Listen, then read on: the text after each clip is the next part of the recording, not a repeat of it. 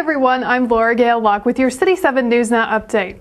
If you've got a yard, we've got some watering tips you really need to hear. We have the city's environmental and water specialist, Kay Drennan, here with us today. Kay, thanks for being here. Oh, well, thank you for having me. I really am happy to be here. You told me something earlier that shocked me about the times of day that you're actually supposed to be doing your watering. The best time is overnight. And for those people who have in-ground sprinkler systems, for the rest of us, those who have hoses and sprinklers, late evening as late as possible, or early morning as early as possible.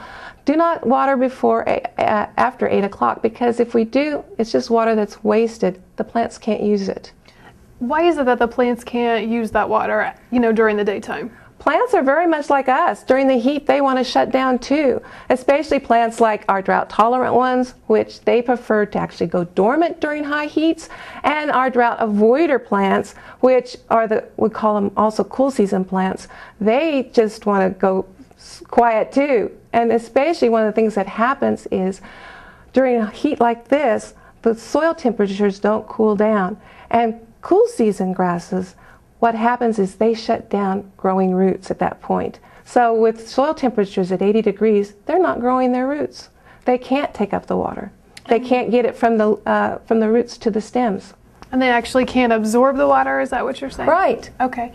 So are there different things you need to know for different types of grasses when it comes to watering? Cool season grasses or the drought avoiders. That's the tall fescue, bluegrass, and ryegrass.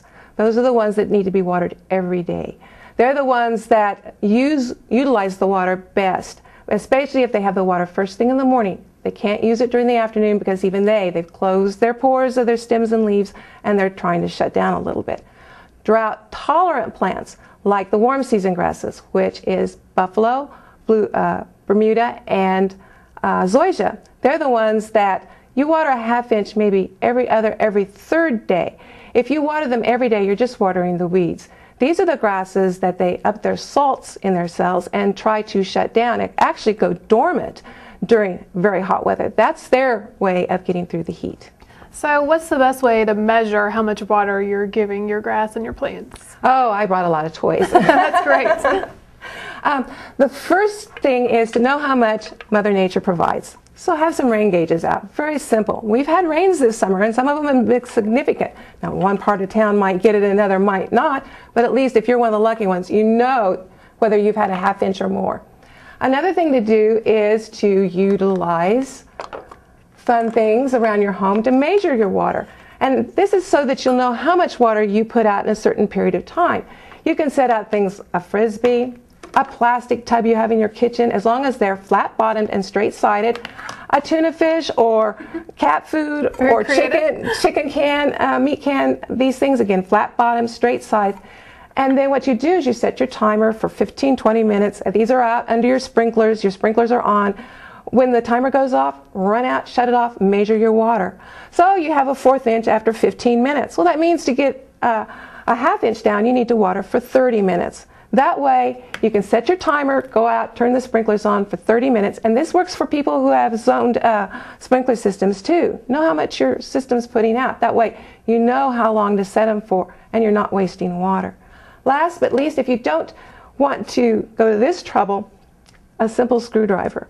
It's very easy. We want, and a 6-inch to 7-inch one is best, because we want the top 6 inches of the ground to be moist. That's where most plant roots are.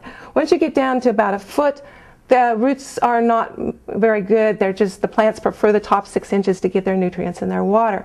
So if you push this into the ground and it goes very easily, smoothly, the top of the ground is wet. If you have to struggle a little bit to get it down into there, then you need to water a little bit more. And also when you're doing tasks around the house, cleaning off the porch, watering hand plants and stuff, utilize a shut-off sprinkler head sprayer. These things are very easy, very inexpensive. They come in various kinds of patterns so that you can have, a fan or a straight, shot to get your husband when he's not paying attention. You got other plans for that thing, don't you? Yeah, really. But this way you don't have to throw the hose on the ground and then run to turn it off. And during that time, a hose can put out 2 or 3 gallons a minute. That's a lot. It is. Now, there might be some people out there wondering, well, what about my flowering shrubs or my flowers? What advice do you have for them? My advice for them is get a drip irrigation system, and that's very inexpensive, in fact, and very easy. You can get one of those, you can buy it, put it together yourself. It's kind of like putting Tinker Toys together. Very simple. And lay that around your plants and shrubs, and then all you have to do is hook it up and hook it to a hose and turn it on. It puts out, the little heads only put out 1.5, 2 gallons an hour, but it's slow. The soil can absorb it, the plants get moist, and you can cover it with your mulch so people don't even see it. Even people with in-ground sprinkler systems, you can have a drip irrigation system zoned separately from the rest of your irrigation, and it will work just as well. And how much water do they need, though? How much water do they need? Again, because it's going down very slowly, you can run a drip irrigation for 2-3 hours, put out maybe 50-60 gallons, and you've watered all your plants. And then how often should you water those? Again, plants and trees do not need to be watered as much. Trees, maybe once a week, especially during this heat. Your garden plants, your vegetable plants, probably most of those on a daily basis.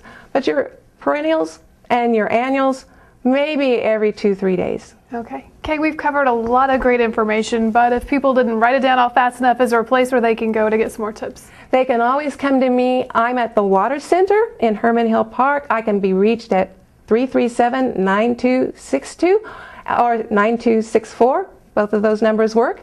Or you can just email me at kdrennan@wichita.gov. You can go to wichita.gov, environmental health, and we have a water conservation page. Kay, thanks for all the great advice. We really appreciate it. Thank you for having me. I've enjoyed being here. All right, and thank you for watching this City 7 News Now update.